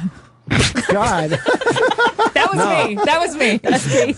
No, I thought he was making a point. Yeah. I know. think he I was- get his point. I get his Build point. some pent-up demand? Is that kind of what he's going Yeah, for? because, oh boy, all around the country, they're just demanding. They're clamoring. At all the D clubs. Well, I didn't want Rich to have to go through it. Well, that if he stopped doing stand-up for even just 1 month, that would be enough to really last nail in the coffin for him. That would be it, right? I fucking just shot an hour. Oh, that's right. I just sold my fucking 4 CD. Go I'm ahead, doing keep pretty going. fucking well. What else? shoot What the else? hour What'd you for? do? I just sold my. What's that? Who directed You just did an it? hour? Yeah, we shot it ourselves. Bonnie directed it, and Awesome. Thank and you. I'm gonna Female director. You directed the hour? Yeah. So what, you just said, like, put the cameras on him while he Really, talks? a lot of it was just like me saying he should do this, and then him yelling at me, and then me going, "Fine, do what you want." Where'd you film it? Stress Factory, but I put a curtain up, and I'll tell you, it looks great. That's awesome. It doesn't look like the Stress Yes, I Factory. turned the whole fucking thing off. It really, yes. No, it doesn't. It's just funny that you were so adamant how great it looks with the curtain. Well, Like the because you Stress don't want Factory. a comedy club feel. You want like you know what I'm saying. Why don't, see, You I got think the there's theater. something cool You need about the a comedy theater. club. Well, I think, it does seem like a comedy club. It just seems a little more Classy. refined. I guess I get that people want There's like no- a big there's no thing, phone in the background. but I feel like comedy is this intimate experience. Like I don't know, it's weird. Whenever I see comedy in a really big theater, it's just off for me. Oh, you yeah, know? yeah, I know. Yeah, I don't like it as I much. think as Yeah. performers, it must be two different worlds. I right? want to be nervous as an audience member. I want to feel like, oh shit, maybe this joke could go wrong. Like I don't want to feel anonymous. You know what Right. I'm saying? And I feel like when it's a smaller room, there's that connection that makes me, I guess, laugh more. I don't know. It's just, I don't know. It's weird when I see. Well, when I'm playing the 3,500 seat theaters, no one's going to stop Last me. minute. Rich? Oh, he's not listening. He's looking at those tits. I gave you a fucking great setup. Hold on, I want to show him how. Slam me. What? Oh, Rich. I get caught on my talk. Can you guys? Do I got to carry everything? What are you looking at? I don't know what you're doing. He's going to show the picture of the thing. His special. Oh, wow. When's it coming out, Rich? 1 week. Wait, hold on. Anyway, we got 2 minutes, I think. So we better start doing our plugs. Judah, where are you going to be? Plugs?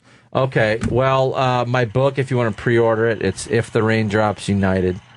On Twitter, Instagram, Facebook, I'm at Judah World Champ, JUDAH World Champ.